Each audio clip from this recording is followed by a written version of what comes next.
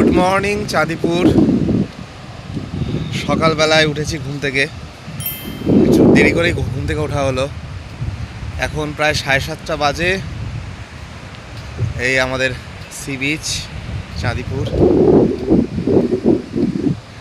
আজকে সমুদ্রটা একটু দেখা গেছে, কাছে এসছে, সুন্দর পরিবেশটা। ঝিনুক ছড়ানো বালুতটে প্রাতঃভ্রমণের মজাই আলাদা। আমরা সেই স্বাদ গ্রহণ করলাম।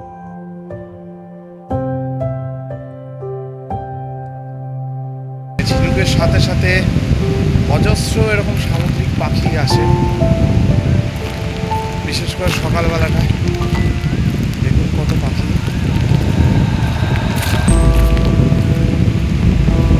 আমাদের দেখলে ভয় পালায়।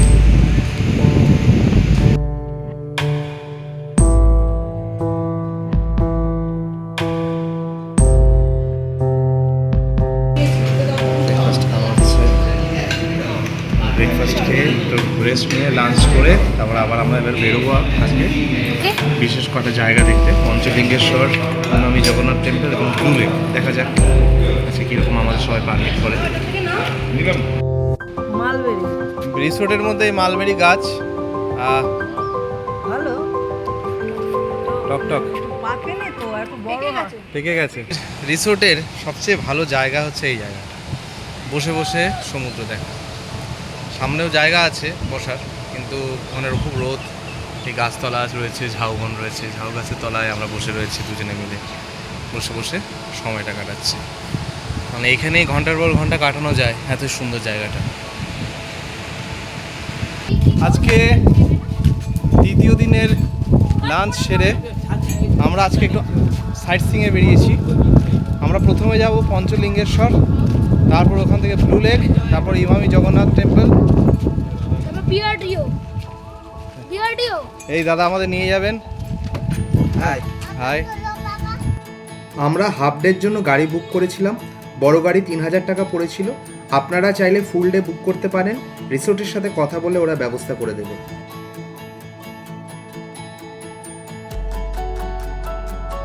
আমরা এখন পর্যন্ত রাস্তা, খুব ভালো রাস্তা পেয়েছি।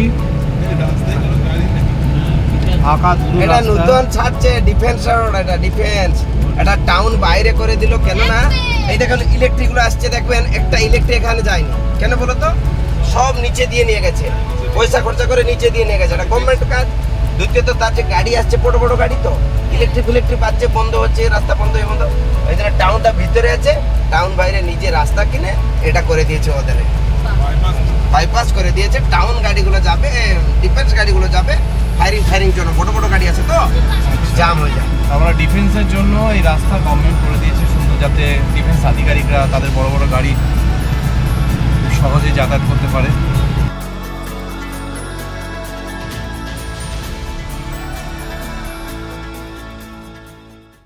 নীলগিরি পাহাড়কে সঙ্গী করে আমাদের গাড়ি ছুটে চলল পঞ্চলিঙ্গেশ্বরের উদ্দেশ্যে। এই ভ্রমণে আমরা সমুদ্র পাহাড়ের এক সুন্দর মিশেল দেখতে পেলাম। দূরে ওই পাহাড়ের যে শ্রেণী দেখতে পাচ্ছেন, সেখানেই রয়েছে পঞ্চলিঙ্গেশ্বর মন্দির। কথিত আছে সীতামা বনবাসের সময় শিবলিঙ্গগুলি স্থাপন করেছিলেন।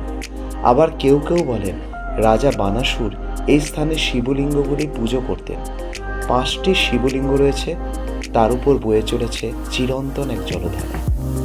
কেউ যদি পঞ্চলিঙ্গেশ্বরে থাকতে চান, এখানে থাকতে পারেন। প্রায় 300টা সিঁড়ি অতিক্রম করে পঞ্চলিঙ্গেশ্বর মন্দিরে আমরা পৌঁছবো। আমার ডান দিকে দেখুন পাহাড়, পাথরের আসছে আমাদের পুরো টিম। যে দুপুর ইয়ো, এই যে লরি ইয়ো, এই যে আমাদের নিনি, সেও যাবে পঞ্চলিঙ্গেশ্বর মন্দিরে। চোখে মুখে খুবই আত্মবিশ্বাস। আমাদের যে ট্যুর ম্যানেজার, ট্যুর ম্যানেজারের স্ত্রী, আর এ হচ্ছে young old man, evergreen old man.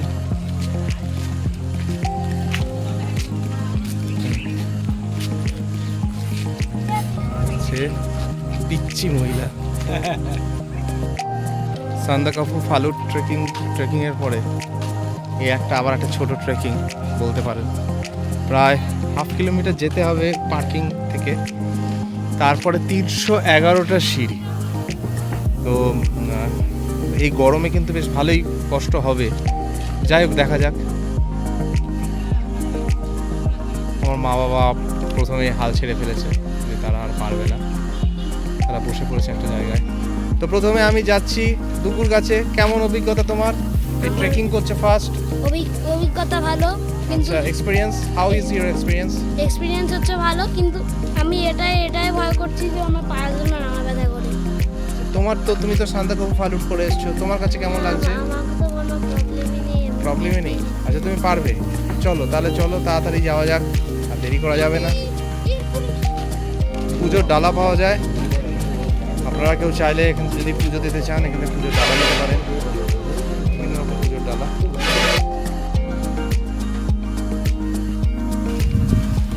যাচ্ছি আমরা সবাই হেঁটে ট্রেক করে আমাদের সান্দাকফু ফালুটের সফল ট্রেকের পরে একটা ছোট্ট আরেকটা বড় ট্রেক হবে, সেটা আপনাদের আমরা পরে জানাবো। আমাদের চ্যানেলে আসবে, সেটা একটা সারপ্রাইজ, আপনাদের সবার জন্য একটা উপহার এবং ভালো ইনফরমেশন পাবেন। তার আগে আমাদের একটা প্র্যাকটিস ট্রেক হচ্ছে, তো দেখা যাক। দেবতার চরণে গিয়ে আমরা নিজেদেরকে সমর্পিত করি। আমাদের নিনি ছানাকে কোলে নিয়ে যেতে হচ্ছে, সে হাঁটবে না কিছুতেই, পণ করেছে।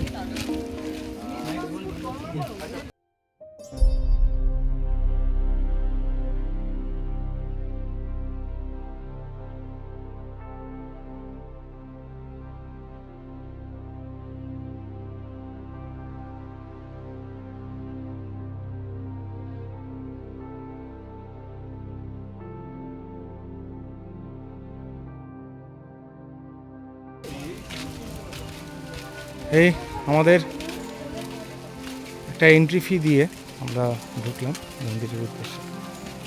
এবার এগিয়ে চলেছি। 312টা সিঁড়ি আমাদেরকে ক্রস করতে হবে। সব গোনো, সিঁড়ি গুনতে যাও। সিঁড়িটা দেওয়াতে উঠতে একটু সুবিধা হচ্ছে। আমাদের সবচেয়ে ক্ষুদের সদস্য ও ট্রেক করছে, সেও বড় ট্রেকার হবে। তার মা বাবার হাত ধরে সে প্রথম ট্রেকের হাতে খড়ি।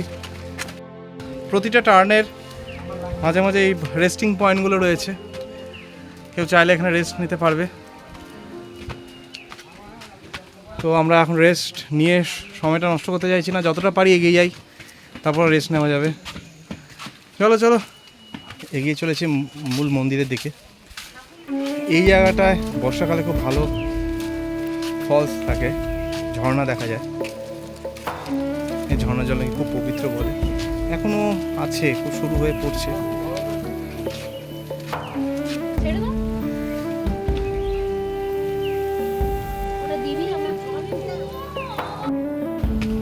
এই পার্টটা একটু বেশ খারাই আছে।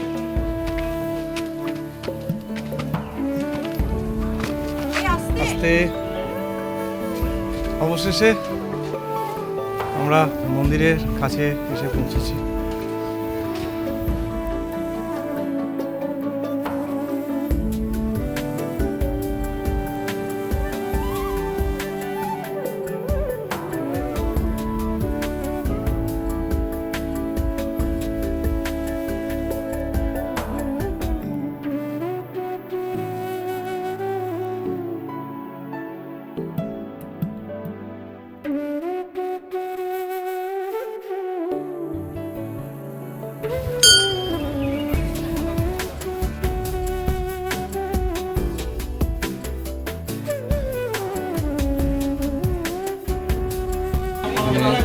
পুজো হচ্ছে এখানে, বারণ, মোবাইল বারণ, তাই আর মোবাইল আমরা করবো না।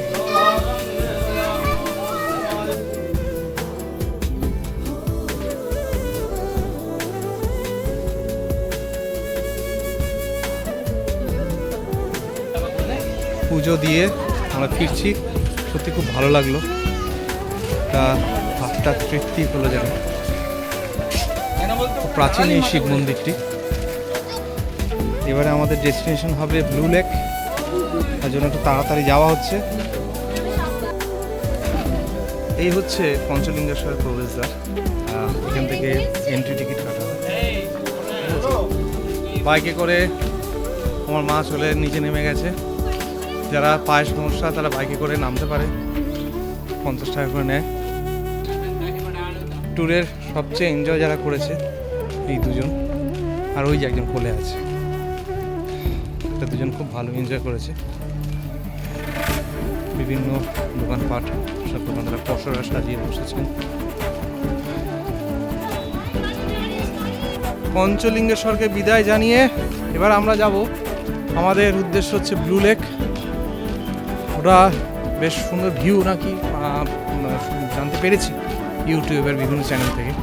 একবার দেখে আসি কীরকম ব্যাপারটা। আমরা এসে পৌঁছেছি ব্লু লেক। এই হচ্ছে ব্লু লেক, এটা সুন্দর জায়গা, মনোরম পরিবেশ। এটা আমাদের 8 ঘন্টা মতো লাগলো পঞ্চলিঙ্গেশ্বর থেকে।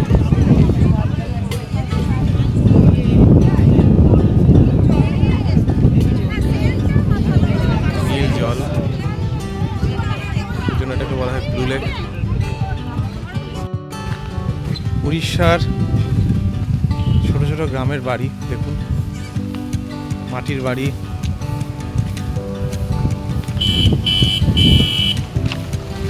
মাটির রাস্তা, আর এদিকে লেকটা রয়েছে। একদিকে পাহাড় আর এদিকটা লেক রয়েছে। আমরা চারপাশে ঘুরছি।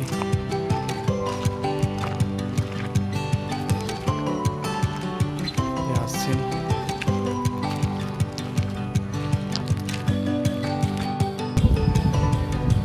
আমরা একটু ওপরে এসেছি ব্লু লেকে। এখান থেকে দৃশ্যটা দেখুন। আমরা শিলংয়ে গেছিলাম, অনেকটা শিলংয়ের সেই কিছুটা মানে সাদৃশ্য লাগছে শিলংয়ের। বিকেলের এই ব্লু লেকটা সত্যি সুন্দর লাগছে। আপনারা যারা আসতে চান চেষ্টা করবেন একটু বিকেলের দিকে আসার। পরিবেশটা বড়ই মনোরম। সূর্য অস্ত চলে গেছে, পাখিরা যে যার বাসায় চলে যাচ্ছে। আমরাও ব্লু লেক দর্শন করে এবারে যাব হচ্ছে ইমামি জগন্নাথ মন্দিরে। ভালো লাগলো ব্লু লেক জায়গাটা, বেশ সুন্দর। যাই হোক, একটু ক্রাউডেড হয়ে যাচ্ছে এবং নোংরা আবর্জনাও বেশ যথেষ্ট রকম। ভালোভাবে যদি মেনটেন না হয় জায়গাটা, সৌন্দর্যতা কীরকম থাকবে সেটা একটা প্রশ্নচিহ্ন রয়েই যায়। যাই হোক, মোটের ওপর বেশ ভালো।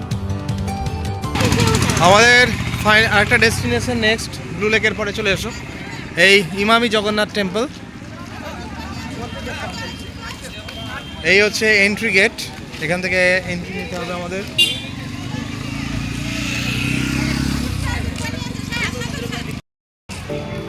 এই ইমামি জগন্নাথ টেম্পলের এখান থেকে সম্ভবত এন্ট্রি করতে হবে আমাদের ওদিক থেকে। আমরা যাই ভেতরটা, বাইরে থেকে মন্দিরটা দেখতে পাচ্ছি, সুন্দর সাজানো বেশ।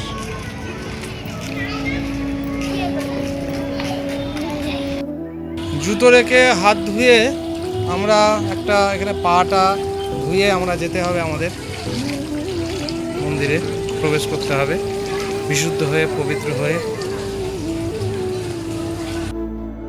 এই মন্দিরটি ইমামি গ্রুপ প্রতিষ্ঠা করে এবং বিখ্যাত ভাস্কর এবং স্থপতি শ্রী রঘুনাথ মহাপাত্র এই মন্দিরের চূড়ান্ত রূপ দেন। ওনাকে পরবর্তীকালে পদ্মবিভূষণ উপাধি দেওয়া হয়। প্রভু জগন্নাথ দেবের পাশাপাশি আরও 5টি মন্দির এখানে রয়েছে। প্রবেশ করলাম জগন্নাথ টেম্পল, খুব সুন্দর সাজানো মন্দিরটা।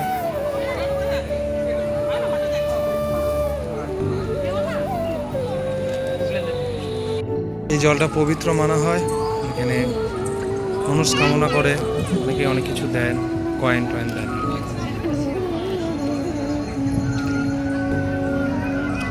ধর্মস্তম্ভ,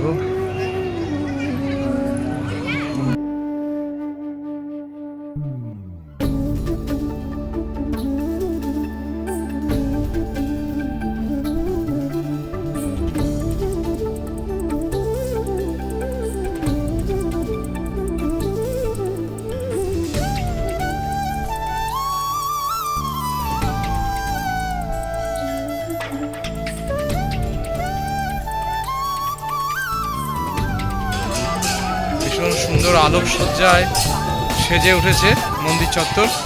ওই দূরে ভজন কীর্তন হচ্ছে, প্রচুর ভক্ত সমাগম।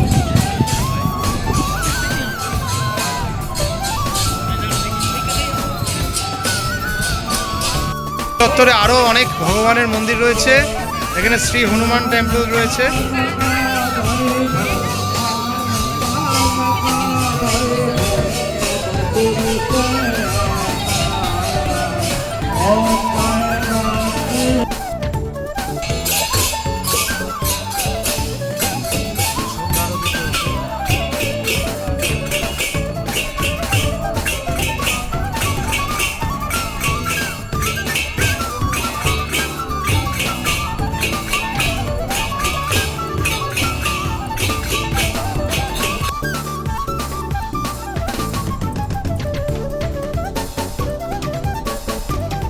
Lakshmi temple, Lakshmi temple.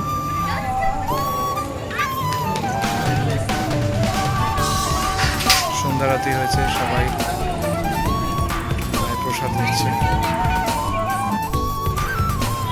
এটা হচ্ছে শ্রী গণেশ টেম্পল।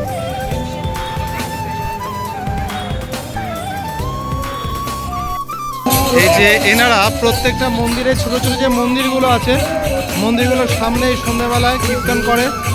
এখন কাশী বিশ্বনাথ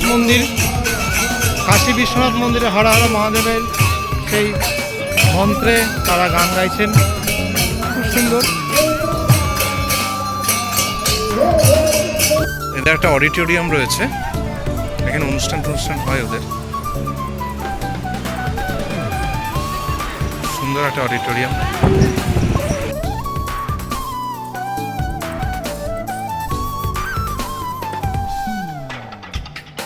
টঙ্কা তোরানি খাচ্ছি। এটা অনেকটা অ্যাকচুয়ালি ঘোলের মতো। এটা টেস্ট করলেই বোঝা যাবে। দাদা আমাদের বানিয়ে দিচ্ছেন। প্রসাদ এটা অ্যাকচুয়ালি জগন্নাথ মন্দিরের প্রসাদ। এলে অবশ্যই খাবেন এটা। গরমে আমরা ক্লান্তই হয়ে পড়েছিলাম। জগন্নাথ দেবের আশীর্বাদ নিয়ে ফিরে এলাম রিসোর্টে। দুপুরে আজকে আমাদের শেষ রাত। আমরা ফ্যামিলি সবাই আজকে বসেছি ডিনার করতে। একটা পরে ডিনার সার্ভ হবে। সবাই খুব টায়ার্ড আজকে, ভীষণ পরিশ্রম হয়েছে। কালকে সকালে বেরোনো, এইভাবে যেন আমরা সবাই একসাথে থাকি, একসাথে বেঁধে বেঁধে থাকি, একসাথে ঝগড়া করি।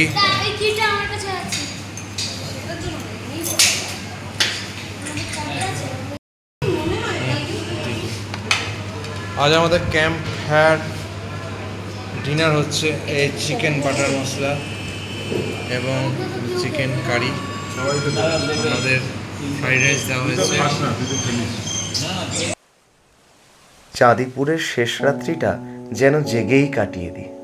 একটা পাগল করা সামুদ্রিক বাতাস, মায়াবী পরিবেশকে ফেলে ঘুমোতে যেতে মনটা চাইছিল না, কিন্তু পরিশ্রান্ত শরীরে বাধ্য হলাম শুয়ে পড়তে। পরের দিন যে বাড়ি ফেরার পালা। Good morning. আজকে আমাদের ফেরার পালা। একটু মন খারাপ হচ্ছে, এত সুন্দর একটা বিচ রিসর্টকে ফেলে আমাদের আবার চলে যেতে হবে আমাদের ঘিঞ্জি শহরে। খুব ভালো এই রিসর্টটা। আমি আপনাদের ফোন নাম্বার সব ডিটেলস শেয়ার করে দেবো।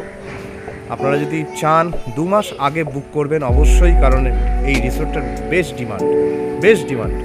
আপনি কিন্তু ভাবছেন যদি এসে ইনস্ট্যান্ট বুক করবেন, নাও পেতে পারেন। তো রিসর্টটার বেশ ভালো ডিমান্ড আছে। তো আজকের মতো আমাদের তো যা ট্যুর প্রায় শেষের পথে। এবার গাড়িতে করে আমরা বালেশ্বর যাব, ওখান থেকে জনশতাব্দী ট্রেনে হাওড়া থেকে ব্যাক টু হোম।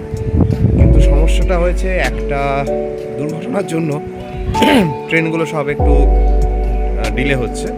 দেখা যাক ভাগ্যে কি থাকে, এই নিয়ে চলতে হবে।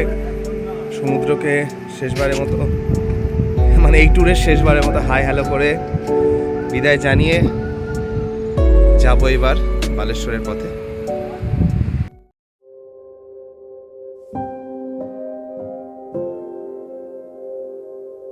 পূর্বী রিসোর্টকে বিদায় জানিয়ে আমরা ফিরে চললাম আমাদের বাড়ির উদ্দেশ্যে। এবার বলি কিভাবে চাঁদিপুরে আসবেন।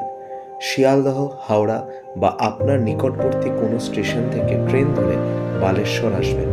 বালেশ্বরে নেমে অটো, ট্যাক্সি ইত্যাদি ভাড়া করে 40 থেকে 45 মিনিটের মধ্যে চাঁদিপুরে চলে আসতে পারবেন। রিসোর্টকে বলে রাখলে ওরা গাড়ি পাঠিয়ে দেয়। তাহলে এবারের মতো বিদায়, আবার দেখা হবে আমাদের নতুন কোনো অভিযানে। Till then, goodbye. আর হ্যাঁ, আমাদের এই চ্যানেলকে অবশ্যই সাবস্ক্রাইব করবেন। ধন্যবাদ।